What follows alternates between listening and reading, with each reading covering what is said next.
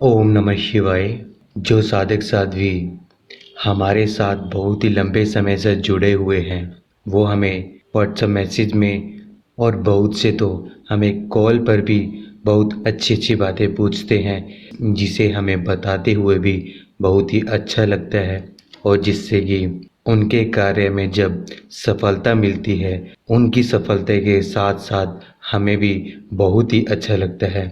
और ये विधि भी एक साध्वी द्वारा पूछी गई थी, जिस कारण उनको बहुत ही ज़्यादा परेशानियों का सामना करना पड़ रहा था।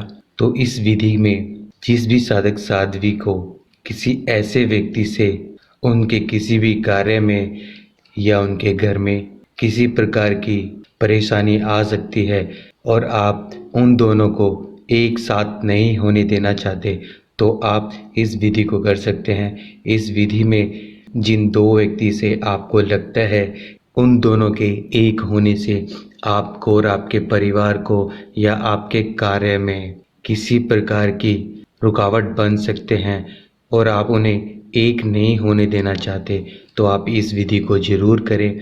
और उससे पहले जो भी नए साधक साध्वी हमारे चैनल पर अभी नए हैं, वो हमारे चैनल को पहले सब्सक्राइब कर लें और साथ ही साथ आप बेल आइकन को दबाना ना भूलें, क्योंकि हम आपके लिए बहुत ही सरल और शक्तिशाली विधि लेकर आते हैं, जिससे आप स्वयं उस विधि को अपने हाथ से करते हैं तो आपके सभी कार्य जरूर संपूर्ण होंगे।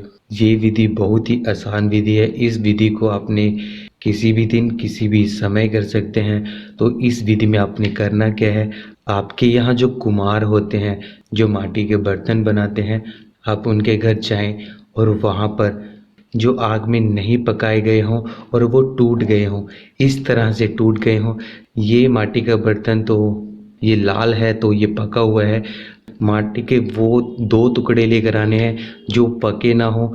और यदि आपको वहाँ पर नहीं मिलते हैं तो आपने क्या करना है, जो आग में पकाया ना गया हो वो एक माटी का बर्तन ले और उस बर्तन को आप तोड़कर दो पीस बनाए। इस तरह से दो पीस बना लें।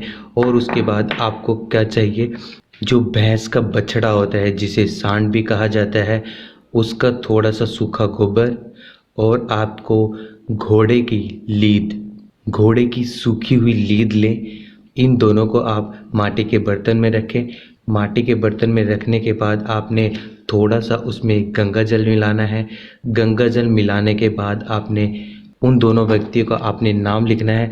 अभी तो मैं आपको मार्कर से लिख के दिखा रहा हूँ। जैसे कि हमने एक पर लिखा अजय,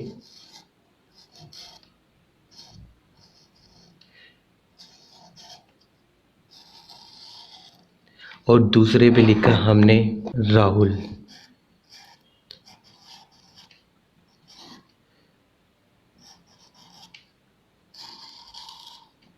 इस तरह से आप उन दोनों व्यक्तियों का नाम लिख लें। इन टूटे हुए टुकड़ों पर उन दोनों का नाम लिखते ही इन दोनों टुकड़ों को किसी चलते हुए पानी में, किन्हीं दो नहरों में आप जाकर अलग अलग नहरों में इन दोनों माटी के टुकड़ों को फेंक दें।